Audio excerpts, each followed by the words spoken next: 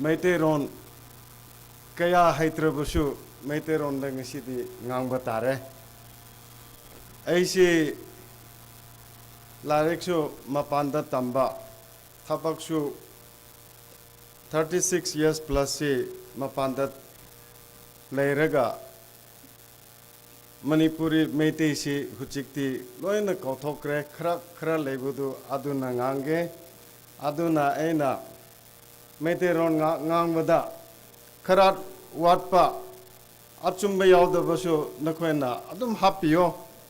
Aduga Karat Chumlabadi Adu Egi Shina Quite Chumani Abusu Kra Lobio Adumaina Toraga A Manipuri de Ngange Sidi Ekwegi Nungsigraba most respected Ekwegi Sri Awangbo Nimai MPF ki President Amasu Honorable Minister Ekwegi Marakta Ngishishu Ekweba Mukpun Basi Honorable Minister Ekwegi Kushim Bashum Adugi Matangda Ekwegi Honorable MLA Sri Ram Muiva Honorable MLA Sri Leshio Keshing Ekwegi MPF ki Working President Samuel Risom Ekwegi Working President Mr. Raina MPF MSU ki Convener Shueba Search Committee ki Ongnaw Sang A Shimre President U Wing NPF Senior MPF leaders MPF party workers Aduga Ekwegi different political party ki leaderships Aduga workerships Ekwegi CS Sosking leaders, church leaders, dignitaries on the dais, distinguished leaders. Adugi Matangda Ekwegi most important part Amadi Egi Matangda address Tobige Adubo Huchiti Ashida Matang Yoroi.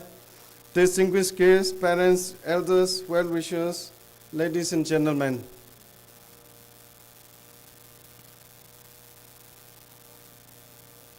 Aina ngasi asida lepasi egi speech kra tadringa ena acknowledgement kra pininge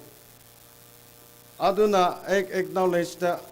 acknowledgement tabusida aina kra miss tokibusing asida hapke hana repeat tawra na yaudrabani ahan bada aina acknowledge tawning basi ekhwegi MPF ki selfless service leadership che Ekwegi Kohimada Labor MPF leaders in the Taubishing A acknowledged Towninge Adu Ekwegi President NPF President Apong Honorable MLA Secretary General Achum Abemo Honorable MLA and Legislative Party Leader Ajo Nenu Aduga Manipur State Unit ki Honorable Minister Aduga MSU ki President Awangbao, Honorable Minister Kurshem, Honorable MLA Ramwiva Leshio, Makoibo Aina Ege Sharuktege acknowledgement piva, Makoina service pikraba, Makoina leadership provide acknowledge tawe. Huchikti Aina Ashai Miss Taukiba Singshi Aina acknowledge tawige, Ashida Egi wishes Sukra Hage. Ekwegi aina public ta interaction tauba aduga aina public bu engage tauba matamda aina makhoibu unaba ekoi leaders unaba asida ai khara haikrge ngasidi number 1 the ekwegi nation ge ekoi national organizations aduga makhoigi leadership bu aina acknowledge the way ngasi aduga makhoina service people pigrbe mayam si Aina ngisi si yam nungaire adu appreciate to bose haitopani mathangda ekhwegi UNC ki leaders ngisi loina la asida asa ena yobdu asida hapke haina particularly ena thamkrabani asa haide na makhona khanglamayai adu e sida hapke bani ekhwegi naga ki society the UNC China apex body ni aduna naga gi society di makoina leaders tawbani ngasi ekoi gi UNC gi leaders lae makoi gi executive shu loina yaure makoi asida yawbasi yamna nungai aduga ekoi amuksu thabak tawmina gani haibasi asida phongthokpani adugi mathangda ekoi gi naga society de naga women's union haina le adu makoi su ngasi loina yaure makoi si busu ena acknowledge tawe makoi na ekoi gi society de service speaker ba selfless oina makoi gi thapak mayam si thatok laga ekoi bu service speaker ba aduga leadership piki bisi ena ngasi acknowledge tawige hana the standing tawe makoi bu yam harawe aduga ansam group su ansam gi leaders president su yaure makoi bu su asida makoi bu acknowledge tawninge makoi gi service speaker bu mayam si ekoina ekoi society na makoi bu thakatna asida ekoina yamna thankful gratitude pidana le adugi mathangda ekoi gi naga society da ekoi gi tribe ki organization labelsing makoi si di tangkul katamna long Naga People's Organization Shanapati NPO Chandel Naga People's Organization CNPO Joint Tribe Council Tamenglong adugi mathangda aikhoigi ningthaugi organization labelsing adugi mathaktasu aikhoigi chairman ge association mayambusu ena ngasi acknowledge tobige aina karige mayambu acknowledge ngasi pibra hairaga more than a year AC campaign tauraga public po interaction tauraga ekhoigi views ekhoigi makhoigi views loba ekhoigi problem kya lebra haibisi makhoibu mathang makhoibu wari saraga lakpani adu wari dudi mathang da khra tana se adugi mathakta ekhoigi naga society de civil societies yamna leye ekhoigi youth ki shatra singh ki women ki organization ashumai na shuleye aduna aina ngasi amuksu makhoibusu khra asida egi ngasi asida khra makhoigi service recognize tawbige hana lepani adum tawdana ekoi naga society da ashumai le aina haining bani adu aina ngasi asida leblaga amuksu aina haining ba maram amale maram di ekoi NPF she ekoi gi NDA gi constituent partner amani aduna ekoina ngasi thapak tawrakadabasi NPF ngaktanate adubu ekoi gi NTA degi aduga neta degi pollaga ekoi thapak taminagadabni aduga MPF shu equal partner ama oiraga ekoi si ekoi gi lepaksi chawkhatnaba particularly northeast manipur in particular haina ekoi gi lepaksi chawkhatnaba haina ekoi MPF ki party aduga NTA gi aduga neta gi constituency mayam si ekoi thapak taminagani habisi asida haithokpani asunai tawduna ekoi gi country da India gi context hada hairabadi huchik si ekoi gi honorable prime minister na mana very competent leadership provide tawduna ekoi bu sumaina lead tawre country da manipur da di ekoi gi kirino BJP ki party na ruling tawraga CM na ekoi bi lead tawre ngasi asumai tawduna makoina ekoi bu service piba makoina leadership provide tawba habsi ngasi su ena asida khra acknowledge tawninga haina habibani ai ngasi di wa yam sangna hairoi adubu aina ngasi share tawningba maram amale ekoi gi manipur da ekoi leiba matamda ekoi na kari huchik pamra what we need today ekoi manipur da leiba sing na kari pamra ngasidi masi matang sida khachikta ekoi wari sase ekoi gi manipur da huchik thok leba condition situation si yang laga ꯑꯩꯈꯣꯏ ꯋꯥꯔꯤ ꯁꯥꯅꯤꯡꯉꯦ ꯑꯗꯨꯅ ꯑꯩꯅ ꯍꯥꯏꯅꯤꯡꯕꯗꯤ ꯍꯧꯖꯤꯛ ꯑꯩꯈꯣꯏꯒꯤ ꯃꯅꯤꯄꯨꯔꯗ ꯍꯥꯏꯔꯕꯗꯤ ꯑꯩꯅ ꯑꯁꯥꯏ ꯍꯥꯏꯕꯒꯨꯝꯅ more than a year chahi ama phare ena district ta ekhoi gi mi singbu unaba leaders sing su unaba adugi ekhoi gi command ekhoi gi people habatare mayam si ena unabada wari sabada aina kari khang aina makhoi digi kari khang hobra what I learned from them interaction tawbada haibasi khara share tawninge ekhoi manipur da leba particularly ekhoi gi chingmi singsina wari basi yam waye ekhoi village da leba condition si ena yanglaga matam amanadi makhoi sha suk wana leye haibasi khange aduga makhoina ekhoi bu wari saraga asumaina tawhaninge haibasi yam leye masi aina matang hairabadi matam yam changani ngasibu ngasidi adwairabusu aina hainingbadi ekhoi si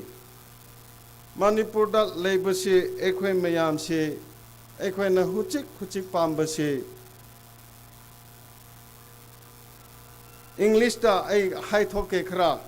to live in harmony share prosperity aduga ekhoina peace si pame aduna ekhoina huchik prosperity haibakanda ekhoi si karamaina prosperity purakadra haiba matamda ekhoi gi development issues lakre aduna ekhoi gi economic issues dara ekhoi gi social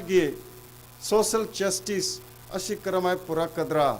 aibasi mara mayam si aina khunda ekhoi gi town da chatlaga ngamba kanda makhoina express tawbadu aina ngasi phonthok ningbani ekhoi gi marakta ekhoina huchik asida leiribasi imphal da leibam mayam sidi ekhoi leaders amangaktani position laukhra mingaktani aduna ekhoi se village da leiba rural area da leiba interior da leiba makhoi busu wari saraga makhoi gi condition karamai lebra haibasi ekhoi issues mayam si address tawse aduna ekhoi na hai na ngisi haining badi ekhoi na makhoi bu wari sadaba aduga makhoi na condition makhoi gi condition si khangdaba aduga at times makhoi gi da chatlaga at least for few days makhoi gi manungda ekhoi si leiraga ekhoina maram mayam si khanglaga thapak si mathang si issues mayam si solution kadai lebra answer kadai lebra hairaga thirabadi yam phagani aduga answer su legani haba thajabani aina 45 years kumbasi matam mapanda lerubusu the last 1.5 years si ayam bada chingda chatlaga ekhoi gi condition si kadamai lebra adungakta natene huchik tampak tesu Kaching area Thawal area adom dasu egi mi thajelaga makhoi gi condition su yengbani makhoi ekhoi gi Kaching area Thawal area aduga Chiripam area makhoi su equally makhoi si makhoi gi condition si improvement kya lete a lot of ekhoi improvement tawbiba yaba saruk si yam leye haina haning mani aduna aina haibadi ekhoi si huchikti ekhoi si chokhat laga hingninga haibasi huchikti ekhoi huchik condition da yengrabli ekhoi gi community ani sina huchik lan thoktana leye aduna asi lan thokpasidi ekhoi gi manipur da condition si asi gi condition da lerabadi ekhoi chokhat pa yade haiba lerabani na ekhoi si peaceful coexistence haiba lampi si thigadabani coexistence haibasi nangsu hingo esu hinge ekhoi punna leminase punna himinase aduga ekhoi gi future si phajana yanglaga ekhoi gi future si phaja hanse haibasi ekhoi peaceful coexistence si thise haibasi eina ngasi wari saninge adugi mathangda ꯑꯩꯈꯣꯏꯅ ꯄꯤꯁꯐꯨꯜ ꯀꯣꯑꯦꯛꯁꯤꯁ ꯂꯩꯁꯦ ꯍꯥꯏꯔꯕꯗꯤ ꯑꯩꯈꯣꯏꯅ ꯀꯔꯤ ꯇꯧꯒꯗꯕ ꯑꯩꯈꯣꯏꯒꯤ rights ꯍꯥꯏꯕꯁꯤ ꯂꯣꯏꯅ ꯂꯩꯅꯕꯅꯤ ꯃꯤ ꯑꯃ ꯄꯤꯛꯂꯕꯁꯨ group ama leraga piklabusu chaurubusu all community si piklabusu chaurubusu magi rights haibasi lebani rights si kari oiba yabra haraga it can be political rights it can be economic rights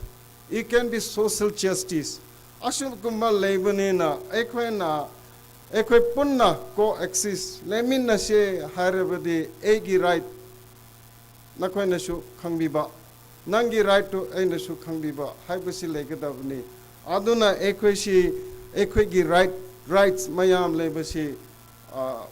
respect pinaraga honor taunaraga ekhoi follow torabadi ekhoi peace ekhoi si peaceful oina coexist tawgani haibasi egi thajabani aduga ashigumba tawbasida coexist tawbasi adum coexist ngaktara hairaga engonda hayo hairabadi coexist habasi not simple coexist ekoigi coexist si mutually beneficial partnership oigadabni ekoigi economic resources leba ekoigi revenue resources leba aduga ekoigi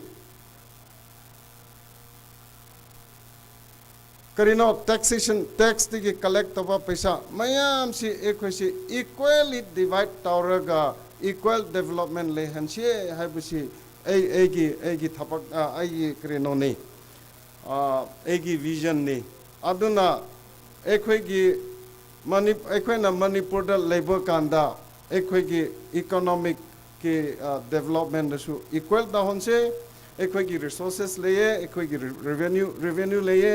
aduna ashikumbase ekoi equally divide tawraga ekoi si mutually beneficial partnership tawse haibani partnership thibni nangsu partner tawa isu partner tawse aduga ekoi si ekoi gi benefit mayam si ekoi gi kanaba mayam si chap chana yana se haina wari sari bani hujiksi aduna ena haibadi ekhoi ashikumba labor pa matam sida chokhat hange hairabusi ekhoi nasu ekhoi gi right lerabusu ekhoi na strong erabusu madu every time the assert of the ba every time the exercise of the ba aduna ekhoi na rule of law habusu ekhoi follow togadobni aduna ena nakhoi ngasi wari shaning basidi asini issues mayam le aina ngasi asida lakpusi ai adum MP tauge haibanate ai issue basic issue amamamse karigi issue si lebra haibasi fajana thaptaba aduga issue khangba issue lere haraga madu answer phangdrabadi adusu kanarwai aduna ekhoigi issues lebra problems lebra mayamsi answer karira kadaida lebra hairaga chithoklaga mathang si semthoklaga changes purakadabni society sida changes purakpa ngamdrabadi ekhoi si huchiksu ekhoi gida improvement leroi ekhoina loina khange changes si kadaida gi haugadra hairaga egi degi haugani nangida haugani nangida haugani mingon the changes purok mingon the changes pro o haibasidi adudi ekhoi gi si thapaksu panthokpa yaroi ekhoi miyam se changes purok nangai haibasi adugi ekhoi gi thapaksu tawmina se haibani asumai tawdana aina ngasi MP tawge haina lakbasi changes society the changes puroke ekhoi gi life the improvement lehanse aduga ekhoi manipur aduga ekhoi gi place a place of peace, a place of prosperity, a place where we live in harmony. Haibabi warishe nakhoibu waris haraga ena thapak tawrakkadaba tawkhatkadaba mayamsi engonda su nakhoina phajana yengbiyo phajana support tobiyo aduga nakhoina engonda ꯊꯕꯛꯁꯤ ꯇꯧꯍꯟꯕꯤꯌꯣ ꯍꯥꯏꯕꯁꯤ ꯃꯌꯥꯝꯕꯨ ꯑꯩꯅ appeal ꯇꯧꯕꯅꯤ ꯑꯩꯅ ꯑꯁꯤ ꯀꯔꯤꯒꯤ ꯑꯩꯅ ꯇꯧꯕ ꯉꯝꯒꯗ꯭ꯔꯥ ꯍꯥꯏꯕꯁꯤ ꯅꯈꯣꯏꯅꯁꯨ ꯈꯪꯂꯝꯒꯅꯤ ꯑꯗꯨꯅ ꯑꯩꯅ ꯈꯔꯁꯨ ꯑꯗꯨꯗ ꯍꯥꯏꯖꯤꯟꯒꯦ ꯑꯩꯁꯤ ꯑꯌꯥꯝꯕꯗ ꯑꯩꯒꯤ ꯂꯥꯏꯔꯤꯛ ꯇꯝꯕꯁꯤ ꯃꯦꯛꯁꯤꯃꯝꯁꯤ ꯑꯩ ꯗꯦꯜꯂꯤꯗ ꯂꯥꯏꯔꯤꯛ ꯇꯝꯕꯅꯤ ꯑꯗꯨꯒ ꯑꯩꯒꯤ ꯐꯥꯔꯁ ꯄꯣꯁꯇꯤꯡꯁꯨ ꯗꯦꯜꯂꯤꯗ 8 years ꯇꯧꯋꯦ ꯑꯗꯨ ꯃꯊꯪꯗ ꯑꯩ ꯗꯦꯜꯂꯤꯗ ꯃꯨꯝꯕꯥꯏꯗ 22 years ꯇꯧꯋꯦ ꯅꯥꯒꯄꯨꯔ ꯅꯥꯁꯤꯛ ꯑꯗꯨꯒ ꯑꯗꯨꯗꯁꯨ 6 years ꯁ꯭ꯄꯦꯟ ꯇꯧꯔꯦ ꯒꯨꯋꯥꯍꯥꯇꯤꯗ 3 years ꯁ꯭ꯄꯦꯟ ꯇꯧꯔꯦ ꯂꯥꯁꯁꯤ ꯑꯩ ꯀꯣꯜꯀꯥꯇꯥꯗ 5 years ꯇꯧꯔꯦ ꯑꯗꯨꯃꯥꯏꯅ 36 years ꯑꯩ ꯊꯕꯛ ꯇꯧꯈ꯭ꯔꯕꯅꯤ ꯃꯄꯥꯟꯗ ꯑꯗꯨ ꯑꯩꯅ ꯔꯤꯇꯥꯌꯔ ꯇꯧꯕ ꯀꯥꯟꯗ ꯑꯩ principal chief commissioner of income tax ꯍꯥꯏꯅ ꯑꯩꯈꯣꯏꯁꯤ ꯑꯗꯨ ꯃꯇꯝꯗ ꯔꯤꯇꯥꯌꯔ ꯇꯧꯔꯦ 2022 ꯖꯅꯋꯥꯔꯤꯗ ꯑꯗꯨꯅ ꯑꯩꯅ ꯍꯥꯏꯅꯤꯡꯕꯗꯤ ꯑꯩ ꯃꯅꯤꯄꯨꯔꯒꯤ ꯀꯟꯗꯤꯁꯟꯁꯤ ꯍꯥꯟꯅꯗꯤ ꯀꯌꯥ ꯈꯪꯂꯝꯗꯦ ꯑꯩꯅ ꯑꯁꯤꯗ ꯌꯥꯝ ꯀꯨꯏꯅ ꯂꯩꯇꯕꯒꯤ ꯑꯗꯨꯕꯨ ꯑꯩꯅ ꯗꯦꯜꯂꯤ ꯆꯠꯂꯒ ꯑꯩꯅ ꯊꯕꯛ ꯄꯥꯡꯊꯣꯛꯄ ꯉꯝꯒꯅꯤ ꯍꯥꯏꯕ ꯑꯩꯅ ꯊꯥꯖꯕꯁꯤ ꯀꯔꯤꯒꯤꯔꯥ ꯍꯥꯏꯔꯒ ꯗꯦꯜꯂꯤꯗ ꯂꯥꯏꯔꯤꯛ ꯇꯝꯕ + 14 years ꯑꯗꯨꯒ ꯗꯦꯜꯂꯤꯁꯤꯅ ꯍꯦꯗꯀ꯭ꯋꯥꯔꯇꯔ ꯑꯣꯏꯕꯅꯤꯅ ꯀꯦꯄꯤꯇꯦꯜ ꯑꯣꯏꯕꯅꯤꯅ ꯗꯦꯜꯂꯤꯗ ꯑꯗꯨꯝ ꯆꯠꯇꯅ ꯂꯩꯔꯒ ꯑꯩꯈꯣꯏꯒꯤ ꯏꯟꯗꯤꯌꯟꯒꯤ ꯂꯤꯗꯔꯁꯤꯡꯕꯨ ꯏꯟꯇꯔꯦꯛ ꯇꯧꯕ ꯑꯗꯨꯒ ꯑꯩꯈꯣꯏꯒꯤ ꯏꯟꯗꯤꯌꯟ ꯄꯤꯄꯜꯁꯤꯡꯕꯨ ꯑꯗꯨꯝ ꯇꯤꯟꯅꯔꯒ ꯂꯥꯛꯄꯁꯤꯗ ꯑꯩꯅ ꯅꯈꯣꯏꯕꯨ ꯍꯥꯏꯅꯤꯡꯕꯗꯤ ꯑꯩ ꯗꯦꯜꯂꯤ ꯆꯠꯄ ꯀꯥꯟꯗ ꯑꯩꯈꯣꯏꯒꯤ ꯏꯁꯨ ꯃꯌꯥꯝꯁꯤ ꯄꯥꯔꯂꯤꯌꯥꯃꯦꯟꯗ ꯑꯩ ꯂꯧꯈꯠꯄ ꯉꯝꯒꯅꯤ ꯑꯗꯨꯒ ꯑꯩꯅ ꯏꯟꯗꯤꯌꯥꯒꯤ ꯃꯅꯨꯡꯗ ꯍꯧꯖꯤꯛ ꯁꯤꯇꯤ ꯃꯌꯥꯝꯗ ꯊꯕꯛ ꯇꯧꯈ꯭ꯔꯕꯅꯤꯅ ꯑꯩꯅ ꯃꯈꯣꯏꯕꯨ ꯈꯪꯕꯁꯤ ꯃꯁꯛ ꯑꯣꯏꯅ ꯈꯪꯕ ꯑꯩꯅ ꯃꯔꯨꯞ ꯁꯥꯔꯒ ꯂꯩꯕꯁꯤ more than 150-200% ꯑꯩ ꯀ꯭ꯂꯣꯁ ꯑꯣꯏꯅ ꯇꯤꯟꯅꯩꯌꯦ ꯑꯗꯨꯅ ꯑꯩꯅ ꯏꯁꯨ ꯑꯃ ꯂꯧꯈꯠꯀꯦ ꯍꯥꯏꯕꯁꯤꯗ ꯑꯩꯅ ꯈꯪꯗ꯭ꯔꯕꯁꯨ ꯃꯥꯅ ꯈꯪꯗ꯭ꯔꯕꯁꯨ ꯑꯩꯒꯤ 200 peopleꯁꯤꯅ ꯁꯞꯄꯣꯔꯠ ꯇꯤꯝ ꯑꯃ ꯂꯩꯔꯒ ꯃꯈꯣꯏꯕꯨ ꯇꯤꯟꯅꯔꯒ ꯑꯩꯈꯣꯏꯒꯤ ꯀꯥꯟꯅꯅꯤꯡꯉꯥꯏ ꯍꯥꯏꯕꯁꯤ ꯑꯩ ꯊꯕꯛ ꯇꯧꯕ ꯉꯝꯒꯅꯤ ꯍꯥꯏꯕꯁꯤ ꯑꯩ ꯊꯥꯖꯕꯅꯤ ꯑꯦꯛꯖꯥꯝꯄꯜ ꯑꯣꯏꯅ ꯏꯁꯨ ꯑꯃꯁꯤ ꯂꯩꯈ꯭ꯔꯦ ꯗꯦꯜꯂꯤꯗ ꯑꯩꯈꯣꯏꯒꯤ ꯗꯦꯕꯂꯞꯃꯦꯟꯗꯔ ꯑꯩꯈꯣꯏꯒꯤ ꯄ꯭ꯔꯣꯖꯦꯛ ꯄꯨꯔꯛꯀꯗꯕ꯭ꯔꯥ ꯑꯣ ꯑꯩꯈꯣꯏꯒꯤ ꯀꯔꯤ ꯁꯣꯁꯥꯏꯇꯤ ꯑꯃꯒꯤ ꯑꯣ ꯒ꯭ꯔꯨꯞ ꯑꯃꯒꯤ ꯑꯣ ꯀꯝꯃ꯭ꯌꯨꯅꯤꯇꯤ ꯑꯃꯒꯤ ꯏꯁꯨ ꯂꯩꯕ ꯃꯌꯥꯝꯁꯦ ꯑꯩꯅ ꯄꯥꯔꯂꯤꯌꯥꯃꯦꯟꯗ ꯆꯠꯄ ꯀꯥꯟꯗ ꯑꯩꯅ ꯏꯁꯨ ꯃꯌꯥꯝꯁꯤ ꯔꯦꯁ ꯇꯧꯒꯅꯤ ꯏꯁꯨ ꯃꯌꯥꯝꯁꯤ ꯑꯩ ꯑꯗꯨꯗ ꯑꯩ ꯉꯥꯡꯕ ꯉꯝꯒꯅꯤ ꯍꯥꯏꯕꯅꯤ ꯑꯗꯨꯗ ꯅꯠꯇꯦ ꯑꯗꯨꯗ ꯂꯣꯏꯁꯤꯟꯈ꯭ꯔꯕ ꯅꯠꯇꯦ ꯑꯩꯈꯣꯏꯁꯦ ꯄꯥꯔꯂꯤꯌꯥꯃꯦꯟꯗ ꯆꯠꯄ ꯍꯥꯏꯕꯁꯤꯗꯤ ꯂꯣꯕꯤ ꯇꯧꯒꯗꯕꯅꯤ ꯑꯩꯅ ꯑꯗꯨ ꯋꯥꯔꯤ ꯁꯥꯕꯅꯤ ꯂꯣꯕꯤ ꯇꯧꯕ ꯉꯝꯗ꯭ꯔꯕꯗꯤ ꯑꯩꯈꯣꯏꯁꯤ ꯊꯕꯛꯁꯤ ꯄꯥꯡꯊꯣꯛꯄ ꯁꯨꯡꯉꯝ ꯉꯝꯃꯣꯏ ꯑꯩꯈꯣꯏ MPFꯇꯒꯤꯗꯤ MP ꯑꯃ ꯉꯥꯛꯇꯅꯤ 1% ꯑꯣꯏꯔꯕꯁꯨ ꯑꯩꯒꯤ ꯀꯦꯄꯦꯕꯤꯂꯤꯇꯤꯁꯤ ꯑꯩꯒꯤ ꯀ꯭ꯂꯣꯁ ꯑꯦꯁꯣꯁꯤꯌꯦꯠꯁꯤ ꯃꯌꯥꯝꯁꯤ ꯇꯤꯟꯅꯕ ꯀꯥꯟꯗ ꯑꯩꯅ ꯑꯩꯈꯣꯏꯒꯤ ꯄꯥꯔꯂꯤꯌꯥꯃꯦꯟꯇꯔꯤ ꯑꯗꯨꯗ 542 ꯂꯩꯕ ꯂꯣꯛ ꯁꯚꯥꯗ ꯂꯩꯕꯁꯤꯡ ꯃꯈꯣꯏꯕꯨ ꯇꯤꯟꯅꯔꯒ ꯃꯈꯣꯏꯕꯨ ꯐꯖꯅ ꯑꯩꯈꯣꯏ ꯋꯥꯔꯤ ꯁꯥꯔꯒ ꯑꯩꯈꯣꯏꯒꯤ ꯃꯅꯤꯄꯨꯔꯒꯤ ꯑꯩꯈꯣꯏꯒꯤ ꯅꯥꯒꯥꯒꯤ ꯍꯤꯁꯇ꯭ꯔꯤꯔꯥ ꯃꯅꯤꯄꯨꯔꯒꯤ ꯍꯤꯁꯇ꯭ꯔꯤꯔꯥ ꯑꯗꯨꯒ ꯀꯝꯃ꯭ꯌꯨꯅꯤꯇꯤ ꯑꯃꯒꯤ ꯍꯤꯁꯇ꯭ꯔꯤꯁꯤ ꯑꯩꯈꯣꯏꯒꯤ ꯍꯤꯁꯇ꯭ꯔꯤꯁꯤ ꯃꯈꯣꯏꯕꯨ ꯐꯖꯅ ꯇꯥꯛꯀꯗꯕ ꯂꯩꯌꯦ ꯑꯩꯈꯣꯏꯒꯤ ꯍꯤꯁꯇ꯭ꯔꯤ ꯃꯈꯣꯏꯅ ꯈꯪꯗꯕꯅꯤꯅ ꯑꯩꯈꯣꯏꯒꯤ ꯄ꯭ꯔꯣꯕ꯭ꯂꯦꯝꯁꯤ ꯑꯗꯨꯝ ꯃꯈꯣꯏꯗꯤ ꯚꯥꯞ ꯇꯥꯗꯦ